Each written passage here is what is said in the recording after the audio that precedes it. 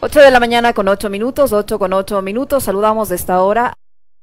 Doctor Ricardo Hidalgo, él es médico, además es rector de la Universidad UTE, un conocido y destacado médico de nuestro país. Doctor Hidalgo, buenos días, bienvenido, gracias por acompañarnos. Le saludamos a Alexis Moncayo, quien le habla, Licenia Espinel. ¿Cuáles son las consecuencias de la salida del ministro de Salud, Juan Carlos Ceballos, el que ya no está en el país y obviamente se quedan procesos pendientes tanto en el ámbito penal como en el ámbito político que se han abierto en contra del exfuncionario? Él en su carta de renuncia dice que dejó una importante tarea avanzada para vacunar hasta que termine la actual administración gubernamental a 2 millones de personas. ¿Usted cree que se va a conseguir esa meta y cuál es la evaluación suya respecto a la gestión del exministro Juan Carlos Ceballos? Muy buenos días, estimados Licenia y Alexis. Muchas gracias por invitarme. Estuve atendiendo con mucha atención la presentación anterior de la señora ministra de Educación y lastimosamente no puedo coincidir con ella. Ella dice que el señor ministro pudo haber cometido errores por situaciones de presión o de violencia en los medios, como ella comentó, pero que ha hecho una obra importante. Bueno, pues lo que nos deja de herencia el señor ministro es una estela de muertes. Estamos hablando de alrededor de 49,000 muertes en exceso, de acuerdo con datos internacionales en el país desde su gestión en marzo del año pasado. Tenemos el 80% de las unidades de hospitalización en el país que están saturadas. Tenemos el 98% de camas utilizadas en las unidades de cuidados intensivos, con un crecimiento muy importante, sobre todo en el segmento de población infantil por la aparición de nuevas variantes. Y finalmente, a nivel país, tenemos solo en el mes de febrero un 41% de muertes en exceso. Entonces, esta es la situación apocalíptica que deberá enfrentar el ministro que estará los próximos 80 y pocos días a cargo de la salud del Ecuador. Realmente, yo pienso que cuando las cosas se tranquilicen, se hará un análisis mucho más estricto y ponderado de qué es lo que se hizo y no se debió hacer, y qué es lo que no se hizo y se debió hacer durante la pandemia. El manejo de las vacunas ha sido poco transparente, contrariamente a lo que dice la señora ministra. Discrepo. Ha habido un uso personal de los recursos públicos, tráfico de influencias, peculado, y claro, la justicia es relativa, como decía hace mucho tiempo un expresidente de la ex Corte Nacional de Justicia.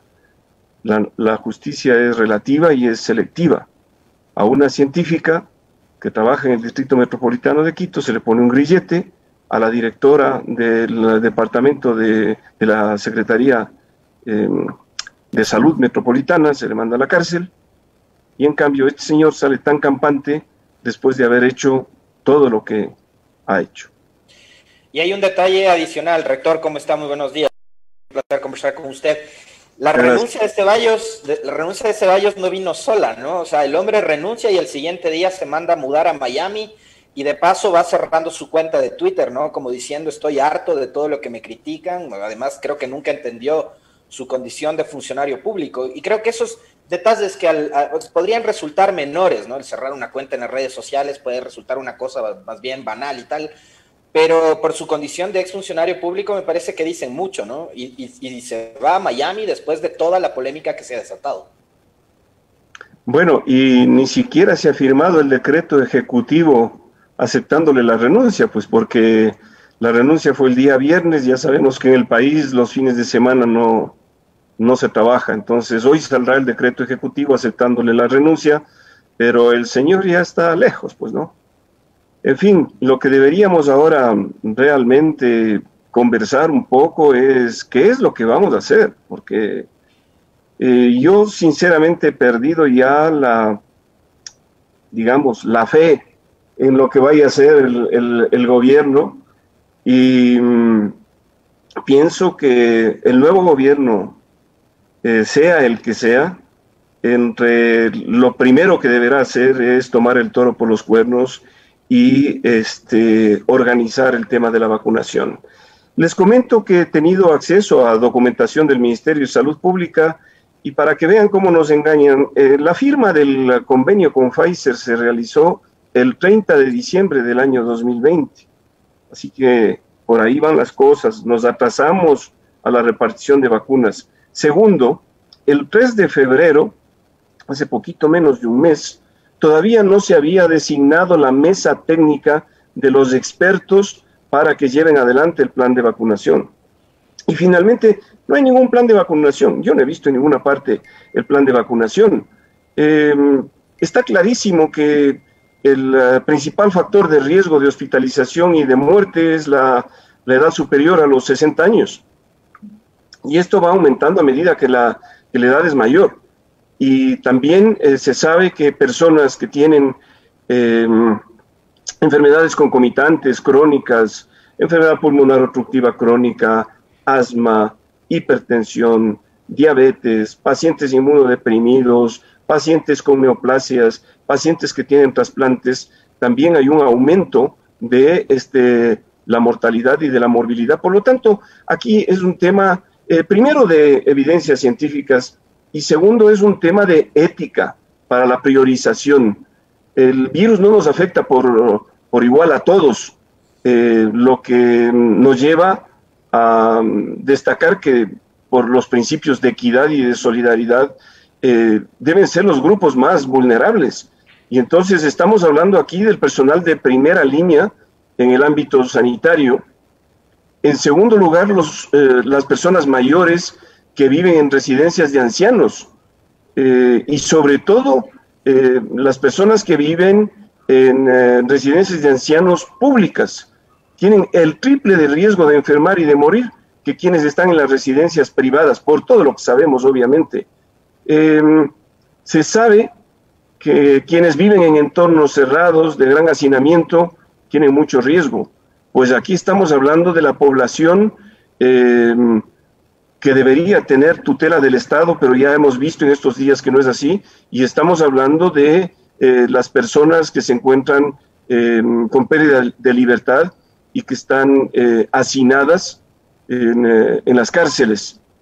Después, en tercer lugar, estarían los médicos o el personal sanitario que no está en primera línea. Estamos hablando de centros de salud, ambulatorios, otras especialidades, en fin. Y luego tendríamos ya personas vulnerables por su edad, de 80 años para arriba, luego de 70 y 79 años, 60 y 69 años, y finalmente estaríamos hablando de las Fuerzas Armadas, de la Policía Nacional, de los bomberos, de los docentes y personal de educación infantil, para terminar con los menores de 60 años. Eso sería más o menos el orden de prelación. Esto es lo que debería hacerse. Pero el plan de vacunación, o al menos por parte del el exministro Juan Carlos Ceballos, doctor Hidalgo, es todo lo contrario, porque él decía que después de esta fase 0 se iba a implementar la fase 1, y en esa fase 1 los primeritos que iban a vacunar eran a los militares y a los policías. Y mire que usted, que nosotros no sabíamos que en la primera línea estaban funcionarios de la Fiscalía que ya han sido incluso vacunados. Así es, bueno, el país de cabeza, ¿no? Todo patas arriba. El señor ha inventado muchas cosas, pues recordemos que él empezó y que debutó diciendo que la mortalidad iba a ser chiquitica, que estaban haciendo un ensayo que nadie supo en qué población se hizo y que ya el 30% de la población estaba inmunizada en el mes de mayo. Él tenía la teoría de que teníamos que alcanzar la inmunidad de rebaño y se cruzó de brazos, no hicieron pruebas PCR hasta ahora. Conste que la señora ministra Andramuño, la ex ministra, que precedió a Ceballos, ella ofreció comprar 2 millones de dosis de vacunas. Todavía no hemos llegado al millón de dosis. Al millón de pruebas PCR. Todavía no hemos llegado al millón de pruebas PCR. Si tomamos en cuenta que la tercera parte de pruebas PCR la ha hecho el Distrito Metropolitano de Quito. No se ha hecho rastreamiento. Estamos a la buena de Dios. Entonces, si hay un retardo en la aplicación de la vacuna, lo que debe quedar clarísimo es que hay que contener la pandemia. Estamos con alrededor de 1.500 contagiados al día, de lo que se sabe, o las pruebas que se hacen. Quizás sea el doble. Estamos con un incremento de la mortalidad sostenido. ¿Qué debemos hacer? Contener la pandemia. ¿Cómo? mediante pruebas PCR. Pero no solo pues a los que se sospechan, sino que hay que ir a los grupos de riesgo y a los que se han contagiado. Obviamente hay que hacer pruebas al entorno familiar para pedir un autoconfinamiento y por lo tanto ir cerrando y haciendo cercos epidemiológicos para ir conteniendo la pandemia hasta que nos llegue la vacuna. ¿Cuándo nos va a llegar la vacuna? Ecuador está entre los países que va a ser inmunizado de acuerdo con la Organización Mundial de la Salud hasta mediados del 2022. O sea, tenemos que esperar todavía 1 año y medio. Tenemos que esperar que venga el nuevo gobierno a solucionar los problemas que ha sido incapaz de solucionar. Sobre este tema, y hace un momento conversábamos con respecto de la salida de Juan Carlos Ceballos. La persona que asuma la responsabilidad de llevar el destino del Ministerio de Salud, ahora en reemplazo de Ceballos, va a tener en sus manos un menudo problema, porque además si es que este funcionario que llega no le dice al país toda la verdad con respecto de todo lo que ha sido el manejo de la pandemia, desde la corruptela del reparto de los hospitales, hasta este último proceso de vacunación en donde hemos visto que se ha vacunado a la familia, a los amigos, a los allegados, etcétera, etcétera, va a empezar con, digamos, con un tropiezo enorme, porque el funcionario que llegue tiene que decirle al país la verdad. Entendería que debería ser así, ¿no? Por supuesto. Y lo que primero debería empezar haciendo es invitar a expertos epidemiólogos, salubristas, expertos en vacunación, para, con una mesa técnica, generar un plan de vacunación racional, no basado en lo que pensaba el ministro, sustentado en la experiencia internacional que ya existe en cuanto a los grupos vulnerables. Eso es un tema de ética, pero también es un tema de solidaridad y de responsabilidad. Una vez que se logre hacer el plan, entonces ahí sí vamos a la plataforma, pues. Porque lo que tienen ahora es una plataforma que está en fase de experimentación, de comprobación. No hay un verdadero plan de vacunación. Cuando se tenga el plan de vacunación, empezar con la vacunación siguiendo estrictamente el orden de los grupos de vulnerabilidad. Doctor Hidalgo, ¿qué perfil debería tener el nuevo ministro de Salud, tomando en cuenta que el funcionario que llegue a reemplazar al señor Ceballos va a continuar con la política estatal de salud? Entonces, ¿qué esperanza tenemos de que las cosas mejoren en estos casi 3 meses que todavía tienen la actual administración? El perfil es el de un médico salubrista, epidemiólogo, investigador, que tenga experiencia en el manejo de crisis, a ser posible un académico. Pero bueno, en esta época a los académicos les ponen grillete, así que dudo mucho que alguien se aventure. Y como bien ha dicho Alexis, el señor viene a la guerra. Y viene a la guerra durante menos de 3 meses con un gobierno que ha demostrado claramente su incompetencia en el manejo de la pandemia, sin recursos, con listas de espera en cuidados intensivos, con gente que se está muriendo. Y además con unas ofertas de vacunas que llegan a cuentagotas, ¿no?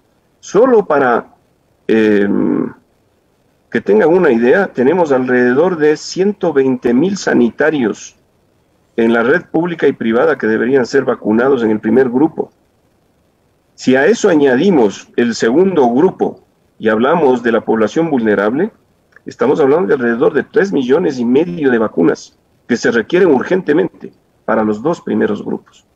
Entonces el panorama es complejo, por supuesto que sí. Doctor, conversábamos hace un momento con la ministra de Educación sobre las últimas decisiones que ha adoptado el COE Nacional, entre las cuales están el retorno progresivo a clases en 77 unidades educativas en los sectores rurales, ¿no? Estas medidas, acompañadas de otras tantas, como por ejemplo que se mantenga suspendido el retorno a clases en las universidades, y usted es rector precisamente de una universidad, entre otras, ¿son medidas acertadas o no estábamos todavía preparados como para este reingreso en estas 77 unidades educativas? Bueno, hace un momento hablé de la aparición de nuevas variantes del virus muy agresivas con los niños. No es la mejor época para regresar a las escuelas. Las zonas rurales, como todos sabemos, son absolutamente desprotegidas de la red de atención de salud. Y finalmente, ¿a dónde van a regresar? ¿Clases presenciales en escuelas unidocentes del siglo pasado? Porque mucho se puede discutir. Pero aquí terminaron con las escuelas del milenio, que tenían un sustento muy interesante. ¿Por qué no seguimos los pasos de Bukele y en lugar de pagar la deuda al Fondo Monetario Internacional no gastamos lo que gastó Bukele en comprar laptops con plan de conectividad para los chicos de las escuelas? Eso se necesita.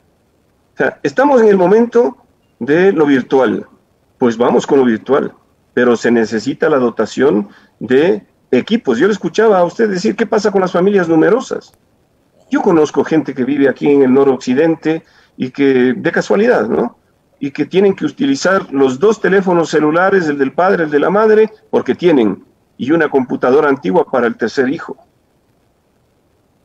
Me parece que deberían medir mucho lo que van a hacer con el retorno a estas 77 escuelas.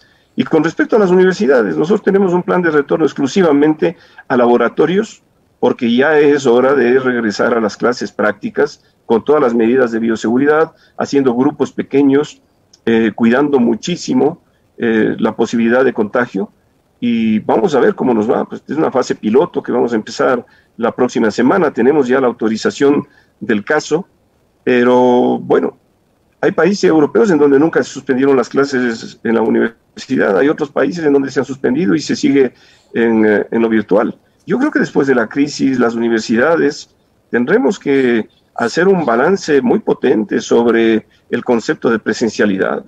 Y muchas universidades vamos a migrar al menos a las clases semipresenciales. ¿Esto abarata costos? Por supuesto que sí. Y sobre todo permite una optimización en la formación en épocas complejas. He dicho que estamos en la lista de la OMS y somos un país que no terminará de alcanzar el 70% de la inmunización hasta antes del año 2022. O sea que todavía seguimos con problemas. Doctor Hidalgo, hace unos días el ministro de Salud había enviado una misiva a diferentes rectores invitándoles a participar del proceso de vacunación. ¿A usted le invitaron? ¿A usted le invitaron a participar en este proceso de vacunación tomando en cuenta su posición que ha sido bastante crítica respecto a la gestión del exministro de Salud? Sí, bueno, curiosamente me enviaron a mí también. Yo creo que no me iban a invitar, pero me invitaron y nos pedían que enviemos nuestros datos para ser incluidos en la siguiente fase de vacunación. Tengo entendido que después de el comunicado de rectores en el que se nos delegó al doctor Fernando Sempertegui y a mí para que el señor ministro nos contacte, nosotros dijimos sí, vamos a colaborar, no queremos las vacunas para los rectores, ser rector no es nada, si hay algún rector que está entre el grupo de riesgo y que le toque, perfecto, pero ser rector no significa tener la corona para ser vacunados, que nos vacunen cuando nos corresponden, primero, y segundo, sí queremos colaborar con el ministerio, pero para colaborar con el ministerio nos tienen que enviar el cronograma de vacunación, el plan de vacunación, los lotes de las vacunas, la época que va a llegar, etcétera. Y de esta forma nosotros vamos a entrenar a docentes y estudiantes para que puedan asistir a los domicilios de aquellos pacientes vulnerables que no pueden acudir a un centro de salud, puedan hacer el seguimiento de los vacunados, puedan hacer el seguimiento de los efectos colaterales de los vacunados, puedan citar para la segunda dosis a los ya vacunados. Es decir, hemos propuesto un plan en el que la academia, con sus facultades de ciencias de la salud, apoya directamente al Ministerio de Salud Pública. Lo que sí le dijimos es, no gracias, no queremos la vacuna. Tengo entendido que el ministro en una rueda de prensa había dicho que se ha distorsionado porque él lo que ha pretendido es que enviemos la lista de los estudiantes. Lo que dice el señor ministro es, o lo que dijo pues, es esto. Quedo a la espera de su respuesta para incluir su nombre en el listado oficial de la vacunación masiva que se iniciará en las próximas semanas. Ante esto, bueno, pues nos causó sorpresa, se pidió al presidente de la Asamblea Ecuatoriana de Educación Superior que convoque una reunión de rectores, y en esa reunión la gran mayoría de rectores rechazó de plano la propuesta. Es más, algunos rectores ya habían contestado y finalmente se designó una comisión, entre la que estuve yo, para generar un comunicado y enviarle al ministro diciéndole que estamos dispuestos como universidades a colaborar en la vacunación, siempre y cuando se transparenten las políticas, se transparenten los procedimientos y lleguemos a un acuerdo de cuáles son los grupos prioritarios, cómo se va a manejar la cadena de frío y sobre todo cuáles son las cuestiones logísticas para saber si los estudiantes de las distintas provincias podían trasladarse a sectores aledaños. Así que esa es la historia. ¿Y cuál fue la respuesta del ministro, de las autoridades sanitarias, a este plan, a esta propuesta que ustedes presentaron?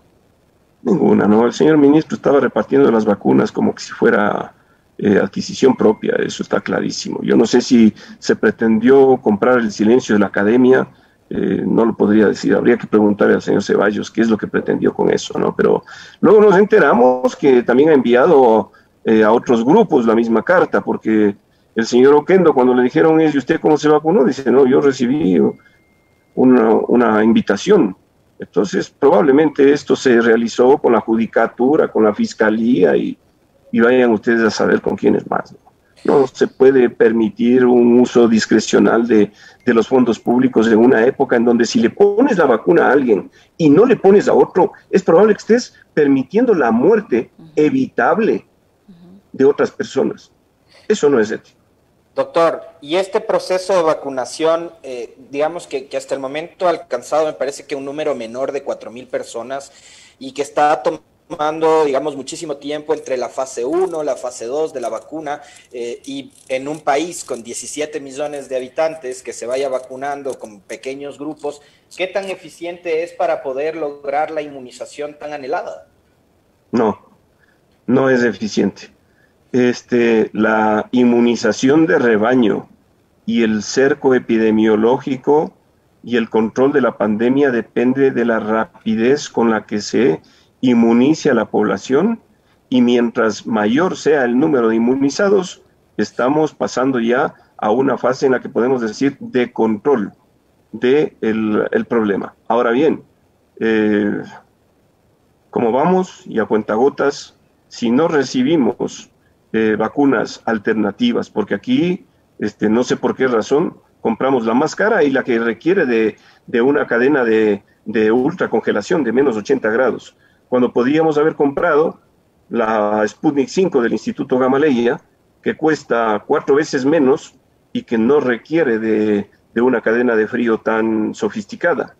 La China también es una vacuna barata y que no requiere de cadena de frío.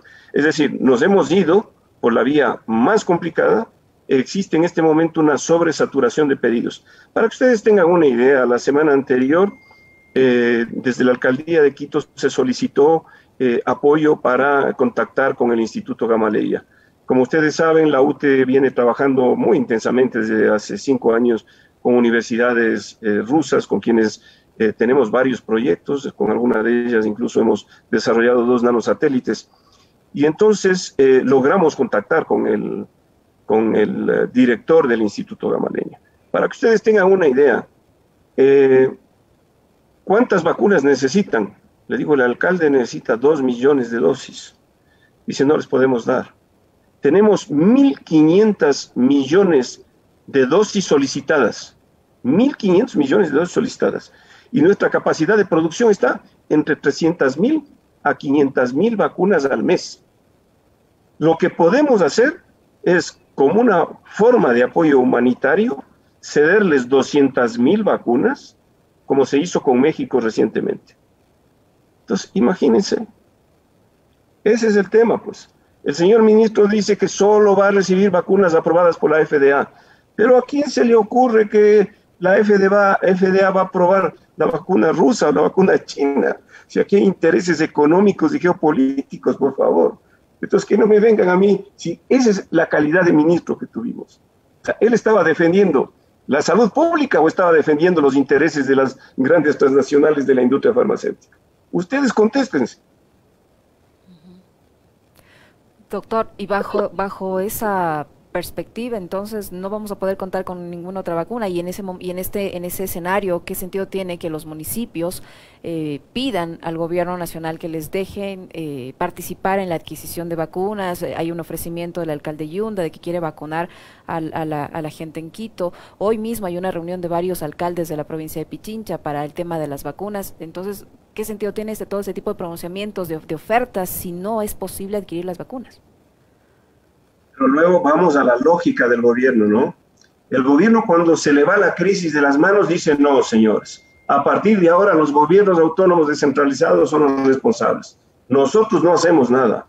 Les dan toda la papa caliente a los gobiernos descentralizados, sin tener la infraestructura necesaria, sin contar con los fondos, sin contar con personal. Les dan la responsabilidad. Y cuando los municipios quieren comprar las vacunas, dicen: no, ustedes no pueden. ¿Qué pueden entonces? ¿A qué lógica responde el tema? O sea, el perro del hortelano. ¿Cuál ha sido la política de este gobierno? Por favor, durante la pandemia, pues, realmente han escurrido el bulto, definitivamente. Yo recuerdo cuando la señora exministra, con todo el respeto, y no tengo nada contra los abogados, por supuesto, pero ¿qué hacía una abogada ministra de gobierno leyendo una curva epidemiológica, comiéndonos al cuento, pues, tratándonos a los médicos de ignorantes? Así manejaron la crisis.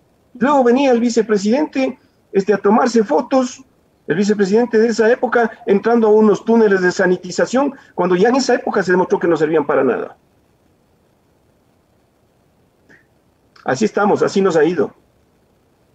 ¿Pero es viable o no es viable que los municipios vacunas? Es viable. En algunos casos incluso dicen por que con el supuesto, sector apoyo privado. con entusiasmo. Yo creo que aquí, mientras más, lo que no se debería permitir es que empiece a aparecer un mercado negro de la vacuna y que solo se pueda vacunar aquel que tenga dinero, porque eso atenta contra el principio de la salud pública. Pero si, por ejemplo, las 2 o 3 aseguradoras grandes que tiene el país, nosotros vamos a importar para nuestros asegurados, estoy hablando de seguros privados, la vacuna, y vamos a ofrecerles, sin costo obviamente, porque están asegurados, pero vamos a cobrar una pequeña cantidad, que podría ser de alrededor de $40, como algo simbólico, y ese fondo se va a entregar al Estado, para que de ese fondo se compren vacunas y subvencionemos a quienes no tienen dinero. Hagámoslo. Pues fíjese, solo cuestión de ser imaginativos. Pero aquí el Estado no ha querido saber nada. El ARCSA recién está estudiando la vacuna rusa para ver si la aprueban o no. Pero qué misterios hay. ¿Por qué no homologan la documentación que se ha enviado a México, que se ha enviado a Hungría, que se ha enviado a Finlandia? ¿O nosotros somos los vivos y ellos son los tontos? ¿Por qué no homologamos registros sanitarios? Eso ya se ha hecho. ¿Por qué no se homologa la vacuna Sinovac que se está utilizando en este momento en Chile, con los documentos chilenos? ¿Qué tan sabios son los del ARCSA, sin minimizar a nadie, para ver si es que podemos o no ser vacunados con vacunas alternativas? La vacuna de Moderna es muy interesante. La vacuna que acaba de ser aprobada como emergente de Johnson & Johnson, que es una sola dosis y es a un costo bastante menor, muy interesante.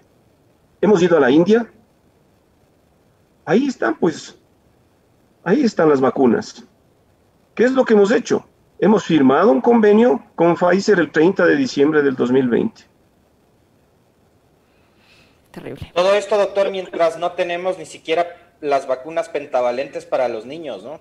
Además, adicionalmente. Por favor, y dicen que esto es el resultado de haber destruido al Instituto Nacional de Higiene. Nadie destruyó al Instituto Nacional de Higiene. Lo que pasa es que se les ocurre cosas. El Ecuador jamás ha sido capaz de producir vacunas a nivel industrial. Ha sido algo pequeño. Sí, lo que sí hay que lamentar, por ejemplo, es el suero antiofídico, el que se realizaba con especies propias. Ahora se está importando el suero antiofídico colombiano. ¿Pero de quién ha sido la responsabilidad de la importación de vacunas? Le escuché al doctor Sarracín Dávila, eminente pediatra, que fue ministro de Salud, me parece que en el gobierno del doctor Osvaldo Hurtado Larrea, un gran ministro, un señor, pero que ha manejado la Junta de Beneficencia de Guayaquil con una honradez extrema, un experto en vacunación. Los gobiernos siempre han importado vacunas. Entonces, ¿de quién es la culpa de que no se tenga vacunas? ¿Del señor que estuvo gobernando hace 4 años? ¿O de la gente que está gobernando en este periodo? Por favor.